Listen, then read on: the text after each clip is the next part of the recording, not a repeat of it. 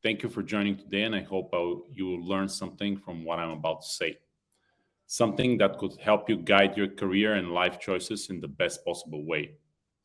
A few months ago, when the organizers approached me about presenting at this conference, the agenda was simple. They said, Dr. Peev, just share your US and life experience. And I must admit, talking about myself for 30 or 40 minutes is something that I am not really used to. So I'll try to build for you an educational experience based on facts, knowledge, and obviously my personal path. For full disclosure, I'm a surgeon, so a lot of what I share with you is related to surgical subspecialties. Although I think the same principles could be applied broadly just about for every field of medicine. So let's start. Would you please change the slide? So first, I would like to show you a few slides that picture my story, where I started and where I'm currently at. It's nothing but just a way to show you that all of us, no matter where you're from, we're actually quite similar. And next slide, please. This is a picture of me and my mentor, Dr. Jivanandam, while performing mitral valve replacement during my final month of cardiothoracic surgery training. That was just shortly before I graduated. The question I ask myself every time I look at this picture is, oh my God, how did I get there? The path was long, occasionally painful, but it was all worth it. And if I have to do it again, I will not hesitate, even for a second, because we all have one life and we live once, so it has to count. Next slide. So where it all started. I was born in Bulgaria. It's in a middle-sized town in Southeast Europe. It's called Burgas. I hope you can see it on the map. And yes, it's part of Europe. And yes, it's part of the European Union. It's part of the European Union for quite a while. No, we don't speak Russian, and we haven't been a Russian satellite or republic. Next slide, please. So I'll take just a few more minutes for this particular slide to tell you about my studies, because it's a good way to get the idea how I got on the path that I am currently at. I studied at a German high school and subsequently was accepted to study medicine in the capital of our country, Sofia. There are different systems around the world and different ways to enter medical school, but I'll tell you one thing. The exams needed for me to enter the med school in Bulgaria were arguably one of the toughest in my career. After a year in Bulgaria, I wanted to do more. I wanted to go further. I applied for medical school in Germany and got accepted in Cologne, a beautiful city in Western Germany, just about 100 miles from the border with the Netherlands. Of course, I had to start med school from the beginning. In some ways, a lost year, but again, a totally new experience. There are many advantages of being a medical student in Germany, but some of those I enjoyed the most was the access to various international programs and scholarships.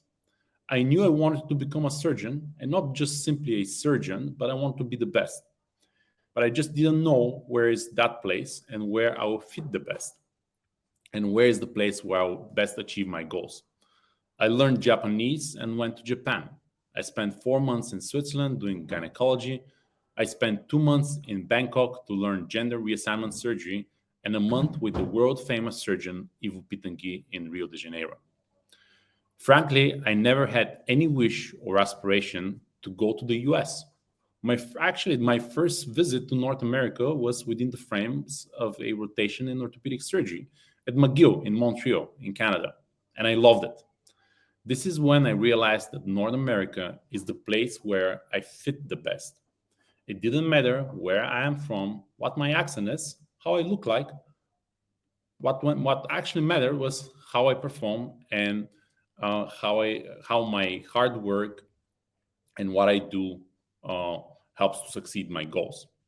In other words, my success or failure was nothing but a function of me and what I deliver. That was the reason I subsequently went to New York City and San Diego. And yes, I think that foreign electives are extremely important, not only for advancement of your medical knowledge, but also help you mature as an individual. It helps you see where you want to be and how you want to get there. Not to mention that those rotations in the US became a crucial part and created important context for me for what I'm about to come to. Next slide, please. Eventually, I came back to Germany, graduated medical school, and I started my general surgery residency in Switzerland in 2009, which was exactly when the financial crisis hit. And at that time, going to North America was certainly not the best option at this point. In Switzerland, I met a physician at the University Hospital in Bern. His name was Dr. Aris Exadactylus, a great mentor and a friend. I shared with him my wish to go to the US. I just did not know how to do it. It all looked as a distant dream, almost impossible. So Dr. Exadactylus put me in touch with a surgeon in Boston at the Massachusetts General Hospital.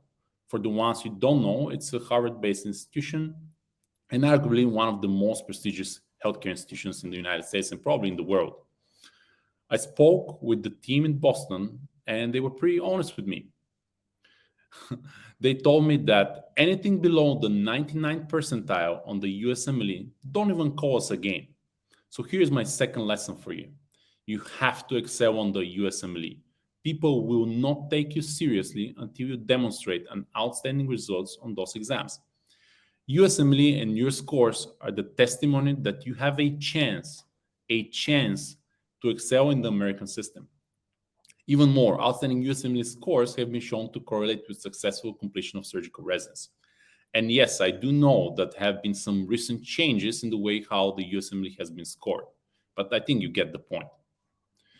After passing my USMLE, I applied for the postdoc position in Boston and I got it.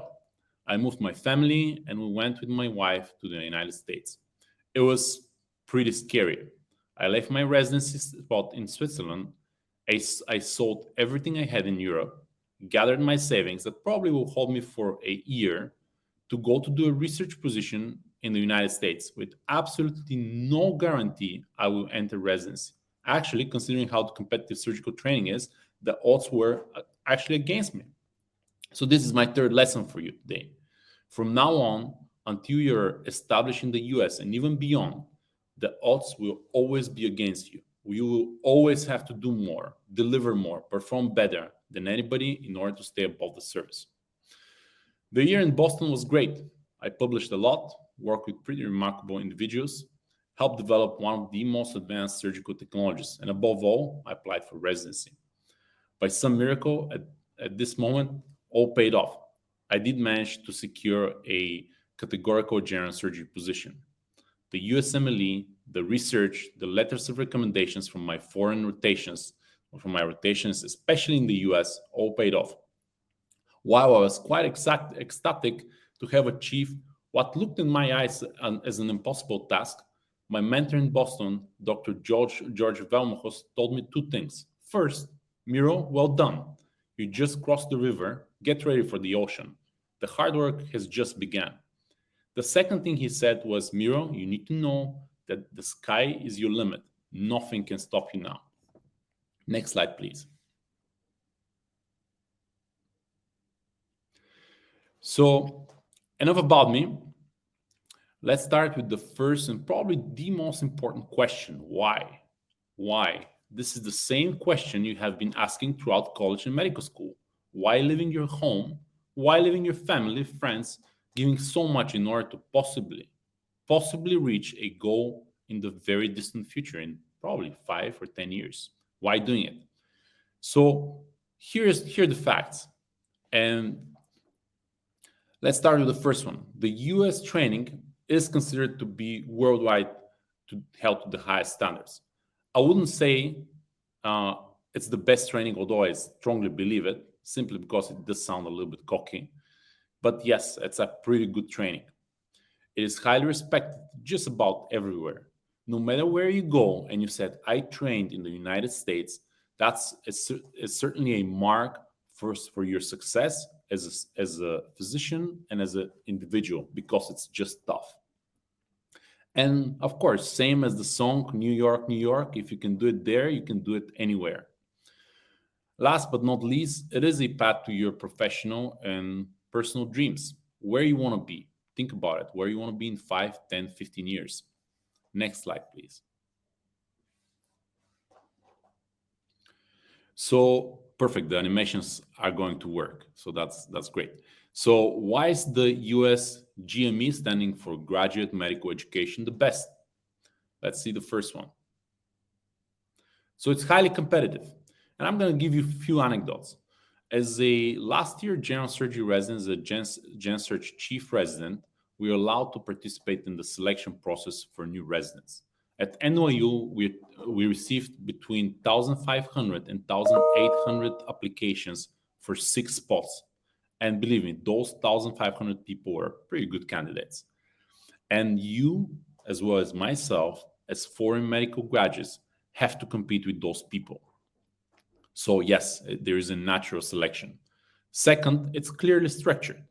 Before you have even started, you know exactly what you're going to be doing in your second year, in the 3rd month, or in your 3rd year, in the 10th month.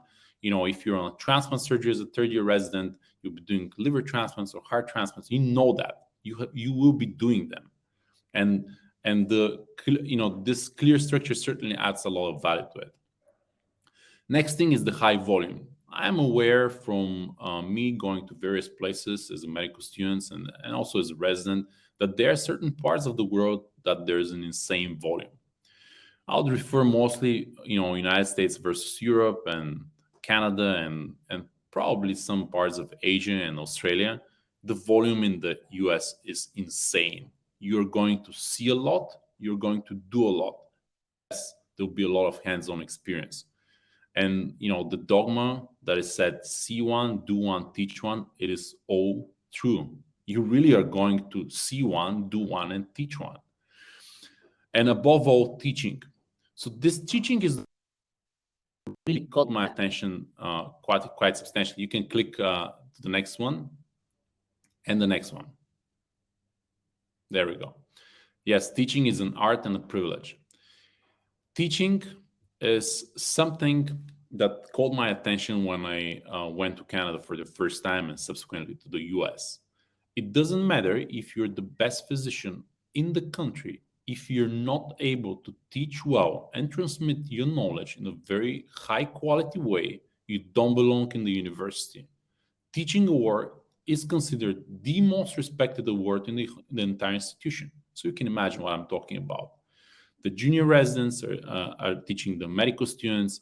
The senior residents are teaching the junior residents, etc. It is an absolutely high priority on teaching, and that's something I've never seen. I have never seen anywhere else.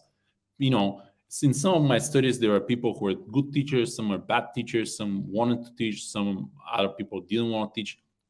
That's not the case in the US. We have to teach. We have to teach the juniors in order to get better. Next slide, please. Wrong perceptions. Yes. So some of those wrong perceptions were some of my concerns and concerns from some of my friends coming to the US. And let me just address each and every one of those. Living in the US is people in the US. Well, I'll tell you one thing. Generalizing the Americans and America is actually wrong. I mean, it's wrong for any country, by the way. The US is a country that is so huge, with people from just about everywhere speaking over 150 languages. You cannot generalize Americans. I mean, this is just like generalizing the entire world, which is impossible. Americans work all the time. Well, yes, Americans are efficient and they respect work, and no doubt about it. But there's no such thing as working all the time. And working, it depends how efficient you are and where you want to go, how far you want to reach. So you can't generalize that at all. And I will show you a few pictures in the following slides. Life in the US is only hard work, no fun. Well, yes, there's a lot of hard work. I won't lie to you, especially if you want to go into medicine, if you want to be better than your American peers in order to stay above the surface. Yes, you have to work, no doubt about it. But there's fun, and I'll show you some testimony from my own pictures. This is kind of against the advice of my own wife not to show my personal pictures, but I'll show you some pictures with my family and wife and friends just to see that, yes, it's real. And the only food in the US is hamburgers. Well, the burgers are pretty good, no doubt, but there's all kind of food. You can eat in New York City just about everything. And it's pretty authentic, by the way. There's no life outside of residency. Yes, there's life. You have friends, you have family, and you enjoy it. Yes, residency is busy simply because within a short period of time, you have to go through a vast amount of experience and training. It's impossible. So this was probably one of my biggest concerns when I moved from Europe to the US. It is impossible to raise a family or have a family in training. Well, it is possible. It's not easy, but it is possible. And my twins, I have twins, so they were born in the middle of my fourth year general surgery training. Nothing else matters besides residency. Well, I'll tell you one thing: in the most competitive surgical programs, and I'm talking about not only general surgery but cardiothoracic, vascular, just about everything. The most competitive residency programs. What is respected the most is that they want to match a well-rounded individual. It is not enough to have the best scores. It is not enough to be the best surgeon. In my case, you have to be a well-rounded individual and have quite some emotional intelligence. I will not see my family for many years. That is a concern of many. Well, COVID certainly changed things, but I'll tell you one thing. I mean, going from the US to Europe or even South America, some parts of Asia, the Middle East, their flights just about several times every single day. So yes, if you have time and money, no problem. You'll see your family. Next slide, please. Yes, the reality. Let's go to the next slide. Okay, so here are a few pictures from my life outside of residency. Yes, I do have life outside of residency. The picture in the left upper corner is me and my wife and family. We're hanging out with some friends on Sunday afternoon. On the right upper corner is me as a chief resident with my trauma team at the Bellevue, waiting for the pager to go off. Great friends.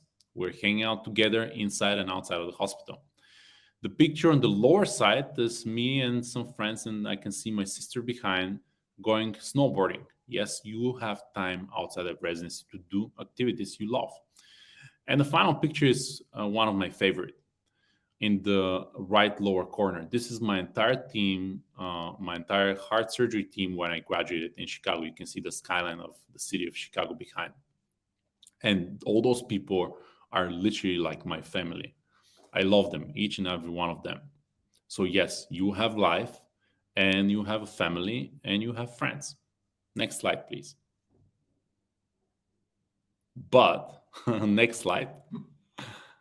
It will not be easy. I told you, I don't want to sugarcoat it. You have to work hard. You have to deliver. The picture above is my twins were born when I was a night float resident in my fourth year. And as you can see, I was supposed to watch the babies. I think 3 of us are sleeping. On the lower picture is after I did 3 heart transplants back to back. And again, I'm supposed to watch the children and I'm sleeping. It will not be easy. You have to give a lot. But that's all about. Next slide, please. Let me adjust some expectations. So at this point, if somebody comes to me and says, well, Miro, it will be difficult. Well, I simply smile since I don't remember when was the last time it was easy. In Boston, I work with a special forces on one of my projects, and one of those special operators told me, Miro, you have to learn to be comfortable while you're uncomfortable. And I'm going to repeat that. You have to learn to be comfortable while you're uncomfortable.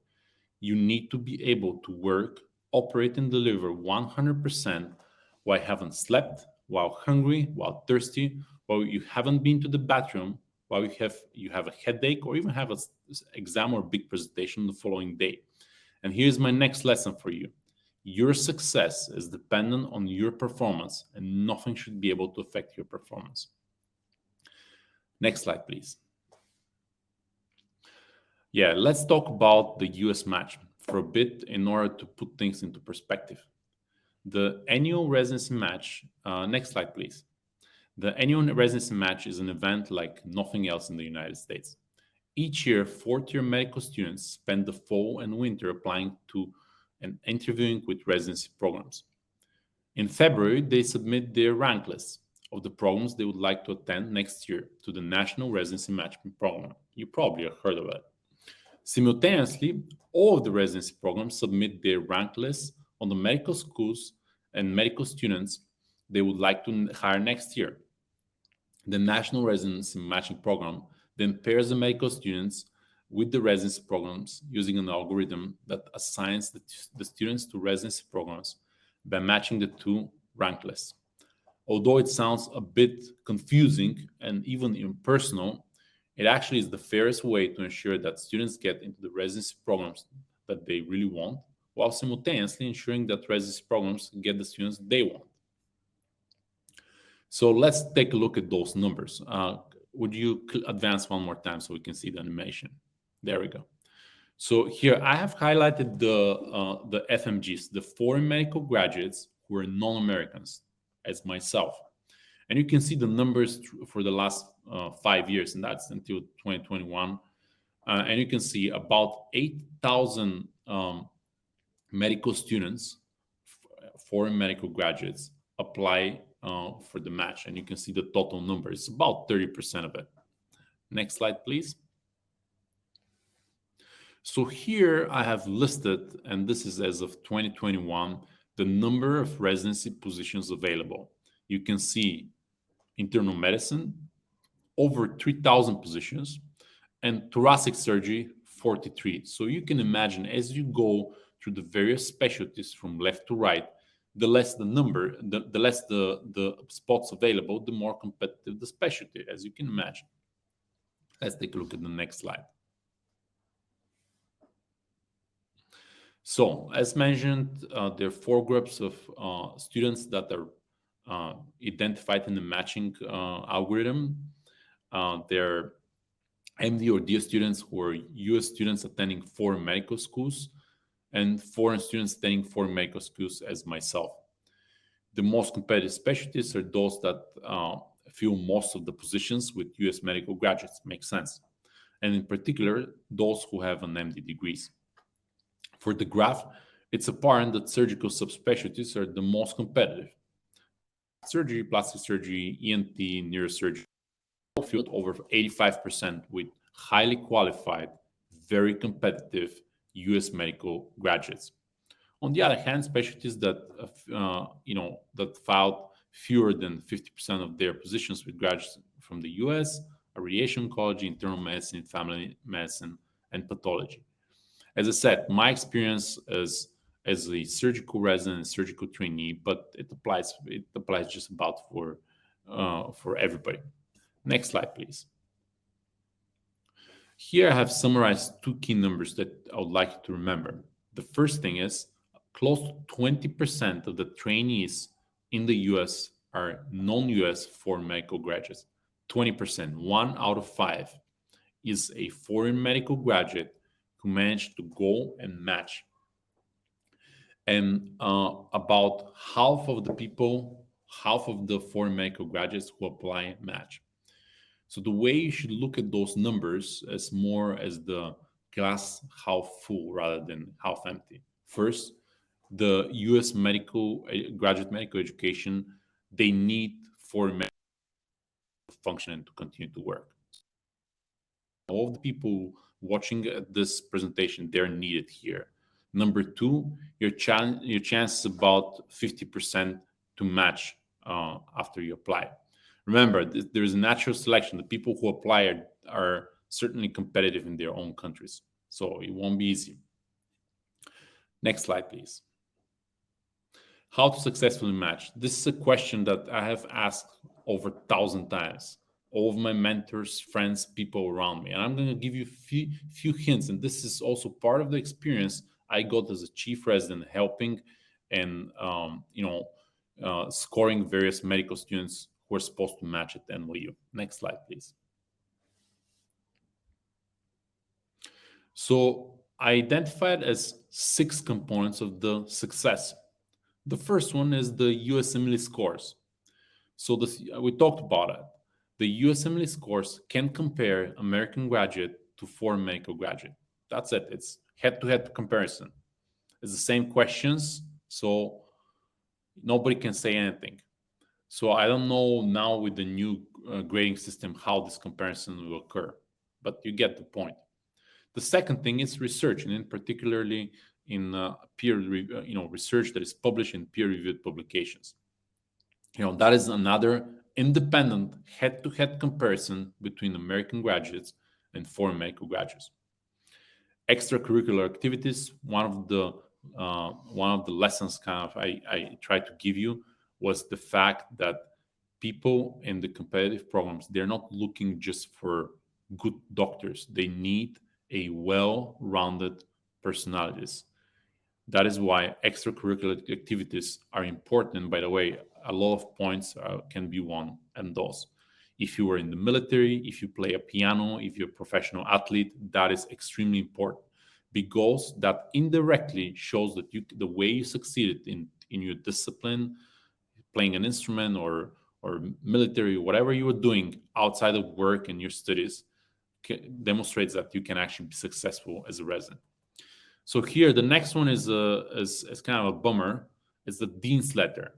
That's something that all the medical students here in the US get, and that's I also got a dean's letter. But the bottom line is, unless your dean's letter comes from a US med school, nobody's gonna read it. Nobody cares about it. So this is where you're gonna lose points. So be careful. You gotta make sure you really compensate on the other points. Letters of recommendation. So only US experience counts. I'm sure you have amazing letters of recommendation from your institutions, but nobody cares. The Americans care about American institutions simply because they can call their friends and just ask them, how was Miro? Was he a good med student? Did he do well? Is he reliable? So yes, this is where US experience is important. This is where, having the ability to go to the US and perform rotations, obtain letters of recommendations is key. You're going to create contacts, you're going to talk to your peers, and also you're going to get those letters. You need them. And then the last thing is the personal statement. Actually, believe it or not, personal statement is quite important. Your personal statement has to be absolutely amazing. This is like a window into US personality. So that's something that can be compared between American graduates and foreign medical graduates. Next slide, please. Okay, you can click on the first one. So why is, and one more time. There we go. So why is US clinical experience key? Well, first, you have the chance to work with American medical students, learn from them, learn how they prepare for the exams, what they know about the exams, what is important, what books they learn, what courses they use, what are the tips. You have to be there. You have to be on the ground.